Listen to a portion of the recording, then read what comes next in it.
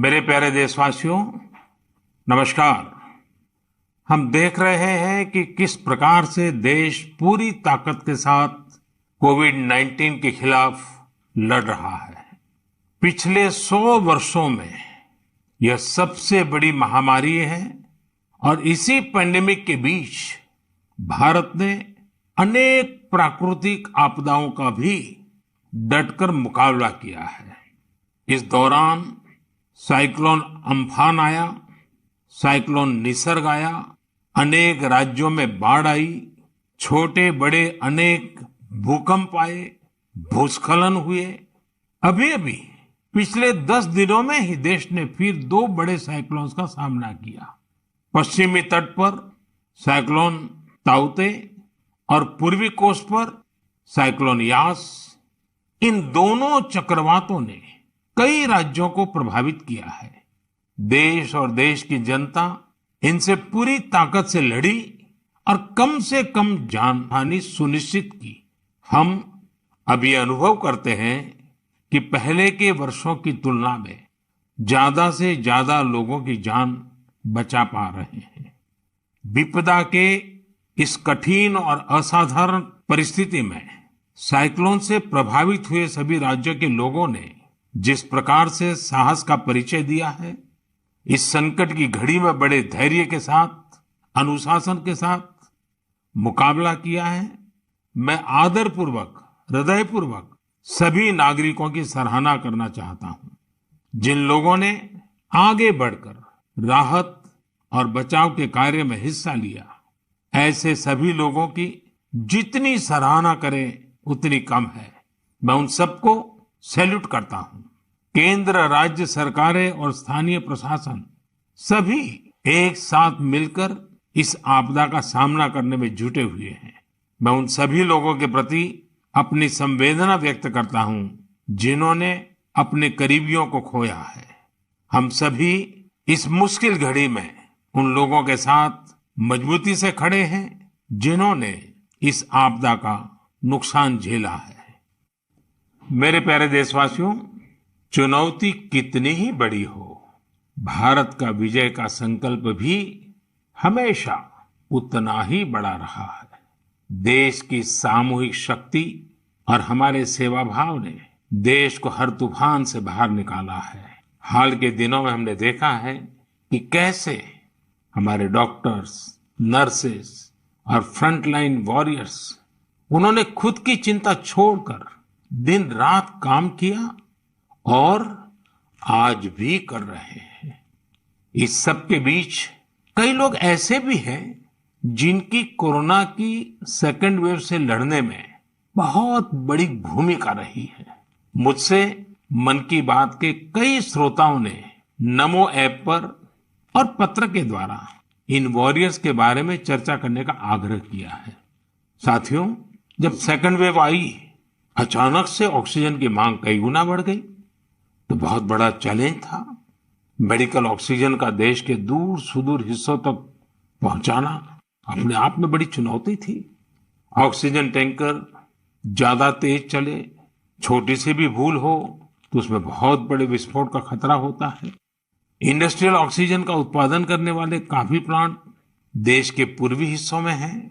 वहां से दूसरे राज्यों में ऑक्सीजन पहुंचाने के लिए भी कई दिन का समय लगता है। देश के सामने आई इस चुनौती में देश की मदद की क्रायोजेनिक टैंकर चलाने वाले ड्राइवर्स ने, ऑक्सीजन एक्सप्रेस ने, एयरफोर्स के पायलट्स ने, ऐसे अनेकों लोगों ने युद्ध स्तर पर काम करके हजारों लाखों लोगों का जीवन बचाया।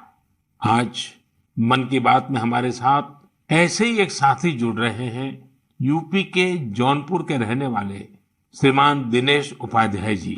दिनेश जी, नमस्कार। सर जी प्रणाम। सबसे पहले तो मैं चाहूंगा कि आप जरा अपने बारे में हमें जरूर बताइए। सर, हमारा नाम दिनेश बाबुलनाथ उपाध्याय है।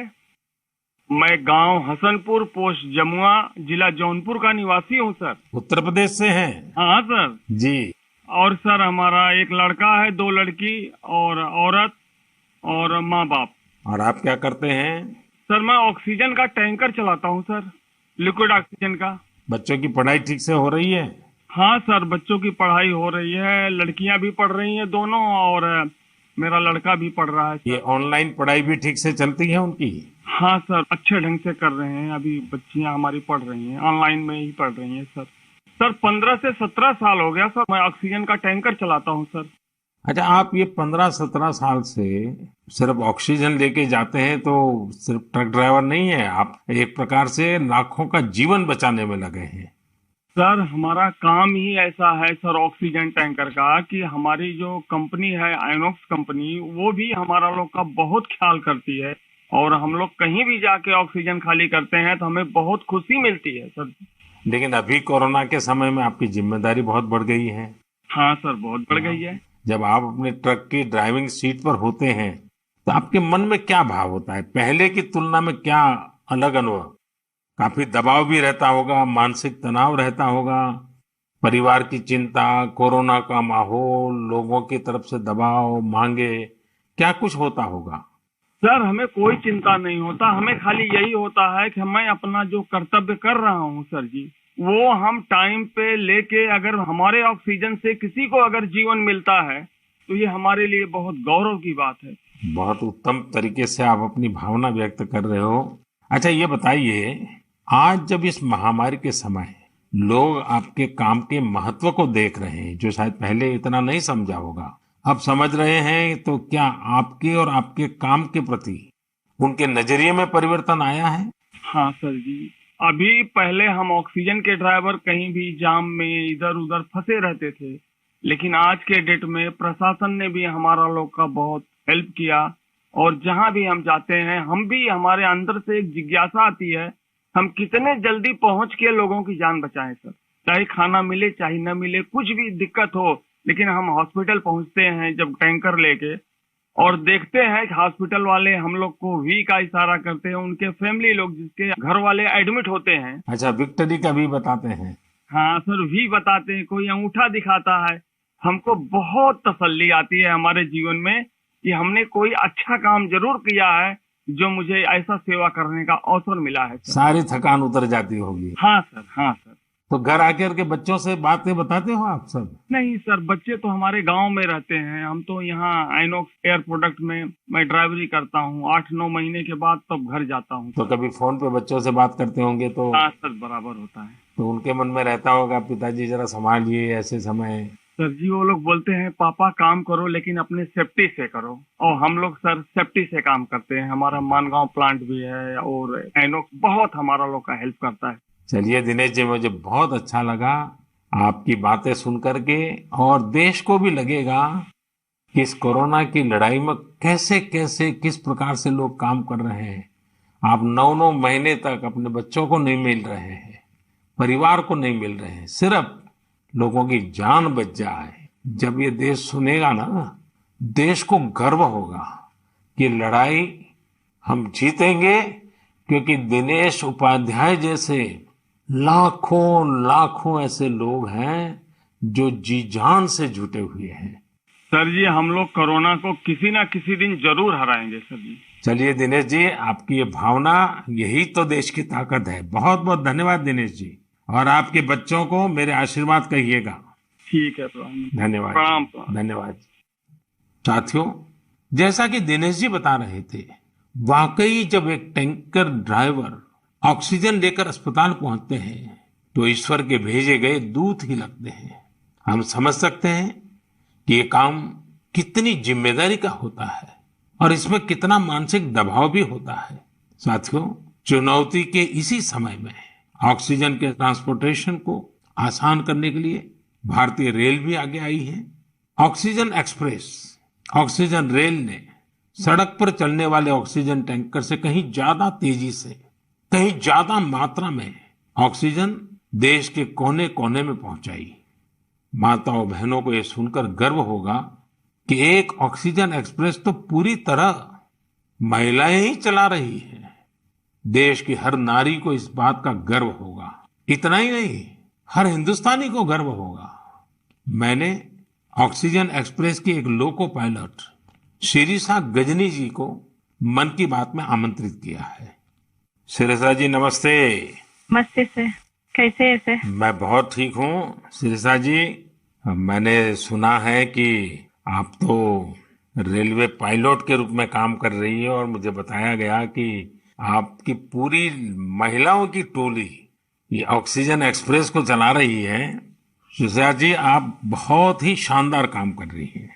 कोरोना काल में आपकी तरह अनेक महिलाओं ने आगे आकर कोरोना से लड़ने में देश को ताकत दी है। आप भी नारी शक्ति का एक बहुत बड़ा उदाहरण है। लेकिन देश जानना चाहेगा, मैं जानना चाहता हूँ कि आपको ये मोटिवेशन कहाँ से मिलता है? सर मुझको मोटिवेशन मेरा फादर मदर भी है सर। मेरा फादर गवर्नमेंट एम्प्लॉय है sir. Actually I am having two elder sisters. We are 3 members ladies only, but my father giving very encourage to work. My first sister doing government job in bank work, and I am settled in railway. My parents only encouraging me. अच्छा शिरिषा जी, आपने सामान्य दिनों में भी railway को अपनी सेवाएं दी हैं, ट्रेन को स्वाभाविक चला है, लेकिन जब ये एक तरफ ऑक्सीजन की इतनी मांग और जब आप ऑक्सीजन को लेके जा रही है तो थोड़ा जिम्मेदारी भरा काम होगा, थोड़ी और जिम्मेवारी होगी। सामान्य गुड्स को ले जाना अलग बात है, ऑक्सीजन तो बहुत ही डेलिकेट भी होती है चीजें। तो क्या अनुभव आता था? मैं हैप्पीली फील किया ये काम करने के लिए। ऑक्सीजन स्पेशल देने के टाइम में सभी देखिए, सेफ्टी का wise, formation wise any leakage है। नेक्स्ट, इंडियन रेलवे भी सपोर्टिव है सर। ये ऑक्सीजन चलाने के लिए मुझको ग्रीन पाथ दिया, ये गाड़ी चलाने के लिए 125 किलोमीटर 1.5 hour में रीच हो गया। इतना रेलवे भी रेस्पॉन्सिबिलिटी ले लिया, मैं भी रेस्पॉन्सिबिलिटी है सर। वाह, चलिए शिरिषा जी, मैं आपको बहुत बधाई देता हूँ और आपके पिताजी माताजी को विशेष रूप से प्रणाम करता हूँ, जिन्होंने तीनों बेटियों को इतनी प्रेरणा दी और उनको इतना आगे बढ़ाया और इस प्रकार का हौसला दिया है। और मैं समझता हूँ ऐसे माँ बाप को भी प्रणाम और आप सभी बहनों को भी प्रणाम, जिन्होंने इस प्रकार से देश की सेवा भी की और जज्बा भी दिखाया है। बहुत बहुत धन्यवाद शिरिषा जी। धन्यवाद सर, थैंक यू सर। आपका ब्लेसिंग चाहिए सर। बस परमात्मा का आशीर्वाद आप पर बना रहे, आपके माता पिता का आशीर्वाद बना रहे। धन्यवाद जी। धन्यवाद सर। साथियों, हमने अभी शिरिषा जी की बात सुनी।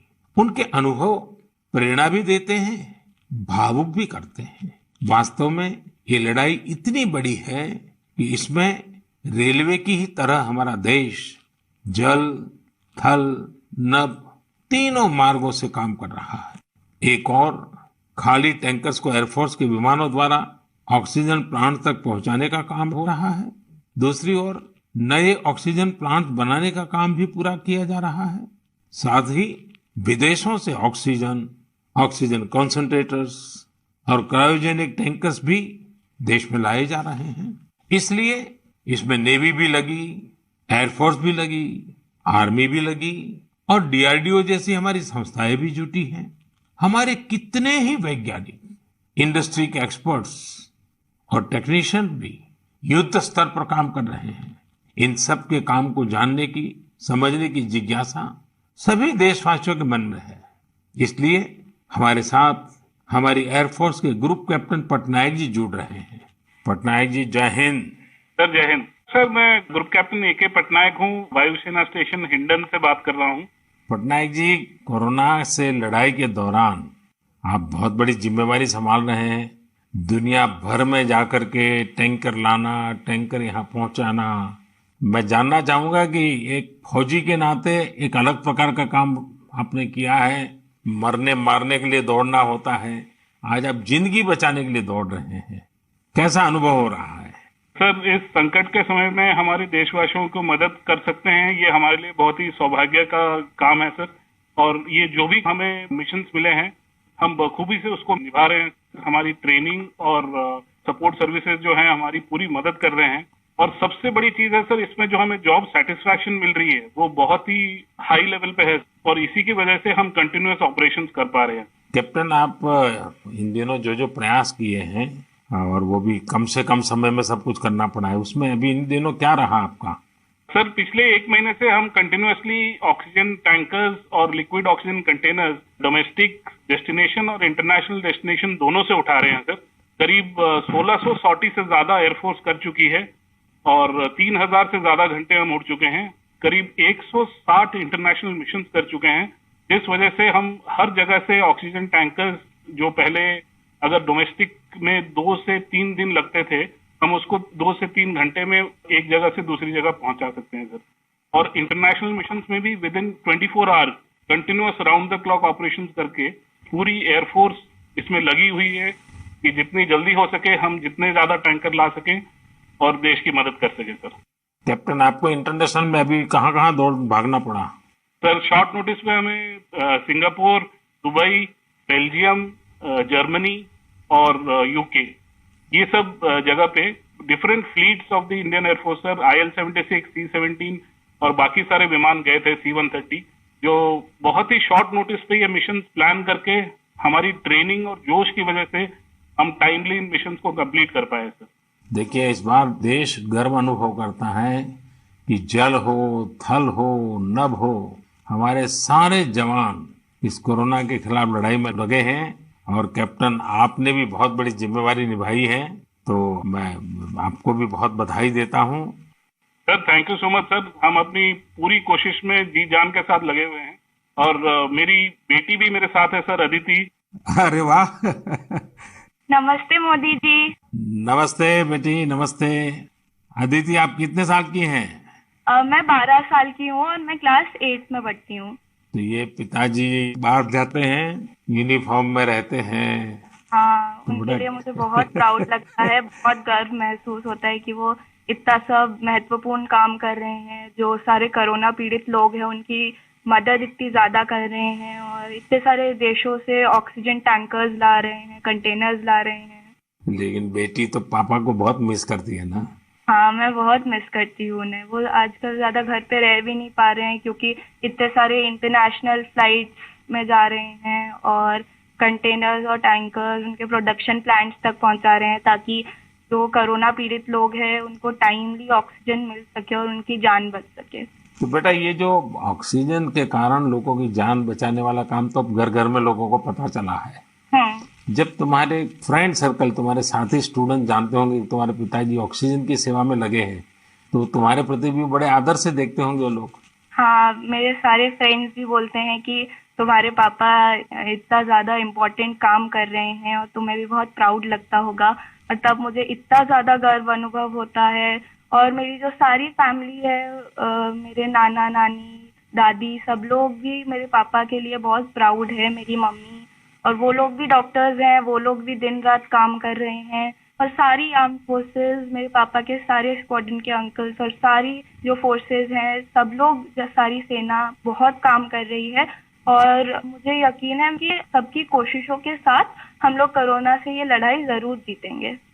हमारे यहाँ कहते हैं कि बेटी जब बोलती है ना, तो उसके शब्दों में सरस्वती विराजमान होती है।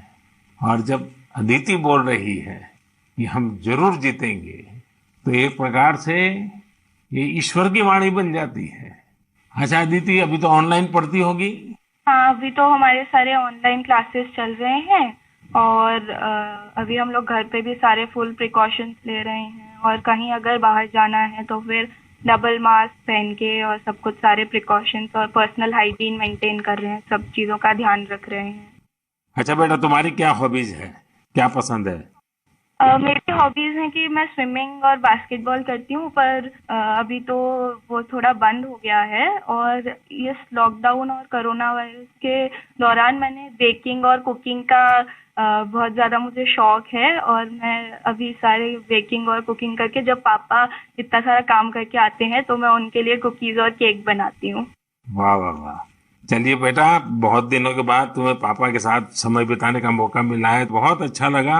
और कैप्टन, आपको भी मैं बहुत बधाई देता हूँ। लेकिन जब मैं कैप्टन को बधाई देता हूँ, मतलब सिर्फ आपको ही नहीं, सारे हमारे फोर्सेस, जल थल नभ, जिस प्रकार से जुटे हुए हैं, मैं सबको सैल्यूट करता हूँ। धन्यवाद भैया। Thank you sir. साथियों, वाकई हमारे इन जवानों ने, इन वॉरियर्स ने जो काम किया है, इसके लिए देश इन्हें सैल्यूट करता है। इसी तरह लाखों लोग दिन रात जुटे हुए हैं। जो काम वो कर रहे हैं वो उनके रूटीन काम का हिस्सा नहीं है। इस तरह की आपदा तो दुनिया पर 100 साल बाद आई है। एक शताब्दी के बाद इतना बड़ा संकट, इसलिए इस तरह के काम का किसी के पास कोई भी अनुभव नहीं था। इसके पीछे देश सेवा का जज्बा है और एक संकल्प शक्ति है। इसी से देश ने वो काम किया है जो पहले कभी नहीं हुआ। आप अंदाजा लगा सकते हैं, सामान्य दिनों में हमारे यहाँ एक दिन में 900 metric ton liquid medical oxygen का प्रोडक्शन होता था। अब ये 10 गुना से भी ज्यादा बढ़कर करीब करीब 9,500 मीट्रिक टन प्रतिदिन उत्पादन हो रहा है। इस ऑक्सीजन को हमारे वॉरियर्स देश के दूर सुदूर कोने तक पहुंचा रहे हैं। मेरे प्यारे देशवासियों, ऑक्सीजन पहुंचाने के लिए देश में इतने प्रयास हुए, इतने लोग जुटे। एक नागरिक के तौर पर ये सारे कार्य प्रेरणा देते हैं। एक टीम बनकर हर किसी ने अपना कर्तव्य निभाया है। मुझे बेंगलुरु से उर्मिला जी ने कहा है कि उनके पति लैब टेक्नीशियन हैं और ये भी बताया है कि कैसे इतनी चुनौतियों के बीच वो लगातार टेस्टिंग का काम करते रहे हैं। साथियों, कोरोना की शुरुआत में देश में केवल एक ही टेस्टिंग लैब थी, लेकिन आज 2,500 से ज्यादा लैब्स काम कर रही हैं। शुरू में कुछ 100 टेस्ट एक दिन में हो पाते थे, अब 20 लाख से ज्यादा टेस्ट एक दिन में होने लगे हैं। अब तक देश में 33 करोड़ से ज्यादा सैंपल की जांच की जा चुकी है। ये इतना बड़ा काम इन साथियों की वजह से ही संभव हो रहा है। कितने ही फ्रंटलाइन वर्कर्स सैंपल कलेक्शन के काम में लगे हुए हैं। संक्रमित मरीजों के बीच जाना, उनका सैंपल लेना, ये कितनी सेवा का काम है। अपने बचाव के लिए इन साथियों को इतनी गर्मी में भी लगातार पीपीई किट पहन के ही रहना पड़ता है। इसके बाद ये सैंपल लैब में पहुंचता है। इसलिए जब मैं आप सबके सुझाव और सवाल पढ़ रहा था तो मैंने तय किया कि हमारे इन साथियों की भी चर्चा जरूर होनी चाहिए। इनके अनुभवों से हमें भी बहुत कुछ जानने को मिलेगा। तो आइए दिल्ली में एक लैब टेक्नीशियन के तौर पर काम करने वाले हमारे साथी प्रकाश कांडपाल जी से बात करते हैं। प्रकाश जी नमस्कार। नमस्कार आदरणीय प्रधानमंत्री जी। प्रकाश जी, सबसे पहले तो आप मन की बात के हमारे सभी श्रोताओं को अपने बारे में बताइए। आप कितने समय से ये काम कर रहे हैं और कोरोना के समय आपका क्या अनुभव रहा है? क्योंकि देश के लोगों को इस प्रकार से न टीवी पर दिखते हैं न अखबार में दिखते हैं, फिर भी एक ऋषि की तरह लैब में रह करके काम कर रहे हैं। तो मैं चाहूंगा कि आप जब बताएंगे तो देशवासियों को भी जानकारी मिलेगी कि देश में काम कैसे हो रहा है। सर, मैं दिल्ली सरकार के स्वास्थ्य संस्थान institute of liver and biliary sciences नाम के हॉस्पिटल में पिछले 10 वर्षों से लैब टेक्नीशियन के रूप में कार्यरत हूँ। मेरा स्वास्थ्य क्षेत्र का अनुभव 22 वर्षों का है। आईएलबीएस से पहले भी मैं दिल्ली के Apollo hospital, Rajiv Gandhi cancer hospital, rotary blood bank जैसे प्रतिष्ठित संस्थान में काम कर चुका हूँ। सर, यद्यपि सभी जगह मैंने रक्त कोष विभाग में अपनी सेवाएं दी, परंतु पिछले वर्ष 1 अप्रैल 2020 से मैं आईएलबीएस के वायरोलॉजी डिपार्टमेंट के अधीनस्थ कोविड टेस्टिंग लैब में कार्य कर रहा हूँ। निस्संदेह कोविड महामारी में स्वास्थ्य एवं स्वास्थ्य से संबंधित सभी साधन संसाधनों पर अत्यधिक दबाव पड़ा, पर मैं इस संघर्ष के दौर को निजी तौर पर इसमें ऐसा अवसर मानता हूँ जब राष्ट्र, मानवता, समाज हमसे अधिक उत्तरदायित्व, सहयोग, हमसे अधिक सामर्थ्य और हमसे अधिक क्षमता के प्रदर्शन की अपेक्षा करता है और आशा करता है। और सर, जब हम राष्ट्र के, मानवता के, समाज की अपेक्षा के और आशा के अनुरूप अपने स्तर पर, जो कि एक बूंद के बराबर है, हम उस पर काम करते हैं, खरा उतरते हैं, तो एक गौरव की अनुभूति होती है। कभी जब हमारे घर वाले भी आशंकित होते हैं या थोड़ा उन्हें भय लगता है, तो ऐसे अवसर पे उनको स्मरण कराता हूँ कि हमारे देश के जवान, जो कि सदैव ही परिवार से दूर सीमाओं पर विषम और असामान्य परिस्थितियों में देश की रक्षा कर रहे हैं, उनकी तुलना में तो हमारा जोखिम जो है कम है, बहुत कम है। तो वो भी इस चीज को समझते हैं और मेरे साथ में एक तरह से वो भी सहयोग करते हैं और वो भी इस आपदा में समान रूप से जो भी सहयोग है उसमें अपनी सहभागिता निभाते हैं। प्रकाश जी, एक तरफ सरकार सबको कह रही है कि दूरी रखो, दूरी रखो, कोरोना में एक दूसरे से दूर रहो, और आपको तो सामने से होकर के कोरोना के जीवाणुओं के बीच में रहना ही पड़ता है, सामने से जाना पड़ता है। तो ये अपने आप में एक जिंदगी को संकट में डालने वाला मामला रहता है, तो परिवार को चिंता होना बहुत स्वाभाविक है। लेकिन फिर भी ये लैब टेक्नीशियन का काम सामान्य संजोगों में एक है और ऐसी पैंडेमिक स्थिति में दूसरा है, और वो आप कर रहे हैं तो काम के घंटे भी बहुत बढ़ गए होंगे, रात रात लैब में निकालना पड़ता होगा, क्योंकि इतना करोड़ों लोगों का टेस्टिंग हो रहा है तो बोझ भी बड़ा होगा। लेकिन अपनी सुरक्षा के लिए भी तो सावधानी रखते हैं कि नहीं रखते हैं? बिल्कुल रखते हैं सर। हमारे आईएलबीएस की जो लैब है वो WHO से मान्यता प्राप्त है, तो जो सारे प्रोटोकॉल हैं वो इंटरनेशनल स्टैंडर्ड के हैं। हम त्रिस्तरीय जो हमारी पोशाक है उसमें हम जाते हैं लैब में और उसी में हम काम करते हैं, और उसका पूरा डिस्कार्डिंग का, लेबलिंग का और उनको टेस्टिंग का एक पूरा प्रोटोकॉल है, तो उस प्रोटोकॉल के तहत काम करते हैं। तो सर ये भी ईश्वर की कृपा है कि मेरा परिवार और मेरे जानने वाले अधिकतर जो अभी तक इस संक्रमण से बचे हुए हैं। तो एक चीज है कि अगर आप सावधानी रखते हैं और संयम बरतते हैं तो आप थोड़ा बहुत इससे बचे रह सकते हैं। प्रकाश जी, आप जैसे हजारों लोग पिछले 1 साल से लैब में बैठे हैं और इतनी जहमत कर रहे हैं, इतने लोगों को बचाने का काम कर रहे हैं जो देश आज जान रहा है। लेकिन प्रकाश जी, मैं आपके माध्यम से आपकी बिरादरी के सभी साथियों को हृदयपूर्वक धन्यवाद करता हूं, देशवासियों की तरफ से धन्यवाद करता हूं, और आप स्वस्थ रहिए, आपका परिवार स्वस्थ रहे, मेरी बहुत शुभकामनाएं हैं। धन्यवाद प्रधानमंत्री जी, मैं आपका बहुत बहुत आभारी हूँ कि आपने मुझे अवसर प्रदान किया। धन्यवाद भैया। साथियों, एक प्रकार से बात तो मैंने भाई प्रकाश जी से की है, लेकिन उनकी बातों में हजारों लैब टेक्नीशियंस की सेवा की सुगंध हम तक पहुंच रही है। इन बातों में हजारों लाखों लोगों का सेवा भाव तो दिखता ही है। हम सभी को अपने जिम्मेदारी का भी बोध होता है।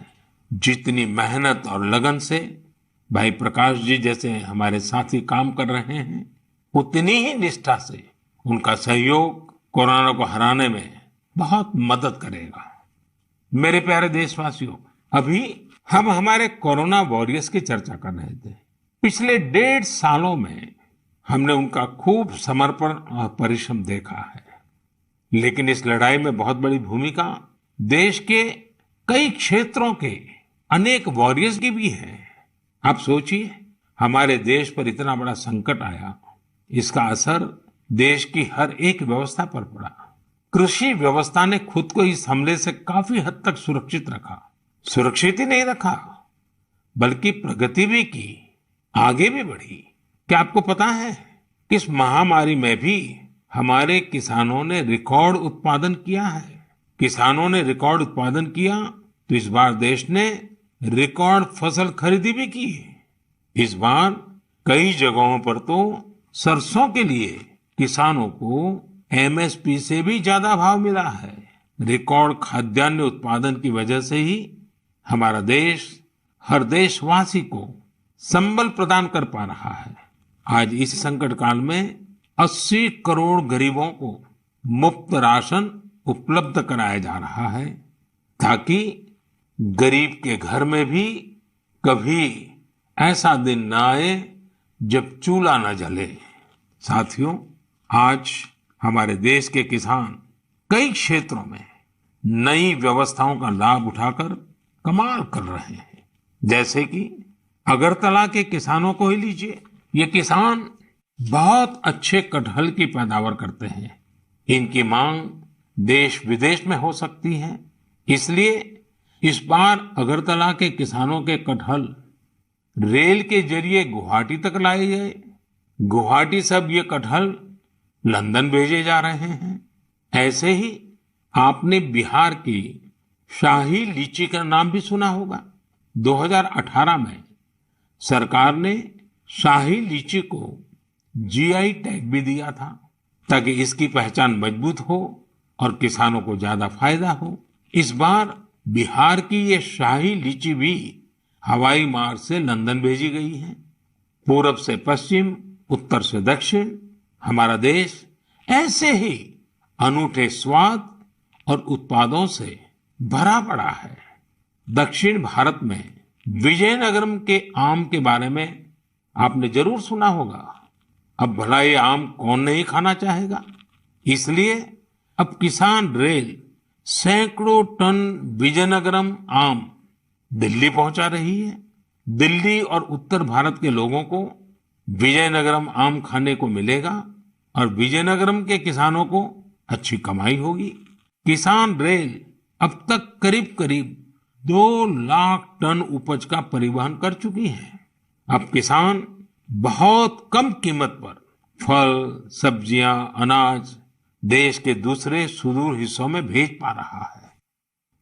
मेरे प्यारे देशवासियों, आज 30 मई को हम मन की बात कर रहे हैं और संयोग से ये सरकार के 7 साल पूरे होने का भी समय है। इन वर्षों में देश सबका साथ, सबका विकास, सबका विश्वास के मंत्र पर चला है। देश की सेवा में हर क्षण समर्पित भाव से हम सभी ने काम किया है। मुझे कई साथियों ने पत्र भेजे हैं और कहा है कि मन की बात में 7 साल की हमारी आपकी इस साझी यात्रा पर भी चर्चा करूं। साथियों, इन 7 वर्षों में जो कुछ भी उपलब्धि रही है वो देश की रही है, देशवासियों की रही है। कितने ही राष्ट्रीय गौरव के क्षण हमने इन वर्षों में साथ मिलकर अनुभव किए हैं। जब हम ये देखते हैं कि अब भारत दूसरे देशों की सोच और उनके दबाव में नहीं, अपने संकल्प से चलता है, तो हम सबको गर्व होता है। जब हम देखते हैं कि अब भारत अपने खिलाफ साजिश करने वालों को मुंहतोड़ जवाब देता है, तो हमारा आत्मविश्वास और बढ़ता है। जब भारत राष्ट्रीय सुरक्षा के मुद्दों पर समझौता नहीं करता, जब हमारी सेनाओं की ताकत बढ़ती है, तो हमें लगता है कि हाँ, हम सही रास्ते पर हैं। साथियों, मुझे कितने ही देशवासियों के संदेश, उनके पत्र देश के कोने कोने से मिलते हैं। कितने ही लोग देश को धन्यवाद देते हैं कि 70 साल बाद उनके गांव में पहली बार बिजली पहुंची है। उनके बेटे बेटियां उजाले में, पंखे में बैठ करके पढ़ रहे हैं। कितने ही लोग कहते हैं कि हमारा भी गांव अब पक्की सड़क से शहर से जुड़ गया है। मुझे याद है, एक आदिवासी इलाके से कुछ साथियों ने मुझे संदेश भेजा था कि सड़क बनने के बाद पहली बार उन्हें ऐसा लगा कि वो भी बाकी दुनिया से जुड़ गए हैं। ऐसे ही कहीं कोई बैंक खाता खोलने की खुशी साझा करता है, तो कोई अलग अलग योजनाओं की मदद से जब नया रोजगार शुरू करता है, तो उस खुशी में मुझे भी आमंत्रित करता है। प्रधानमंत्री आवास योजना के तहत घर मिलने के बाद गृह प्रवेश के आयोजन में कितने ही निमंत्रण मुझे हमारे देशवासियों की ओर से लगातार मिलते रहते हैं। इन 7 सालों में आप सबकी ऐसी करोड़ों खुशियों में मैं शामिल हुआ हूं।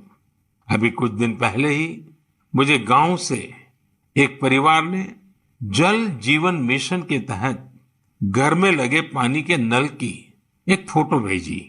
उन्होंने इस फोटो का कैप्शन लिखा था, मेरे गांव की जीवन धारा। ऐसे कितने ही परिवार हैं।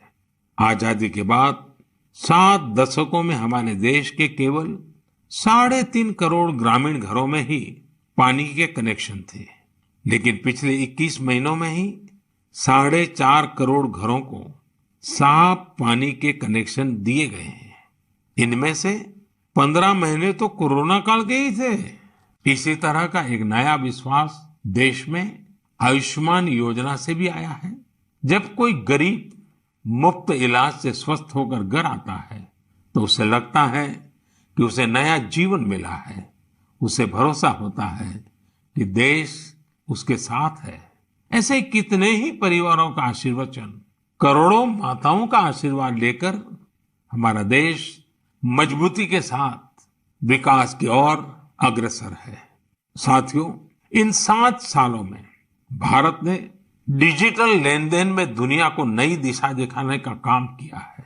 आज किसी भी जगह जितनी आसानी से आप चुटकियों में डिजिटल पेमेंट कर देते हैं, वो कोरोना के समय में भी बहुत उपयोगी साबित हो रहा है।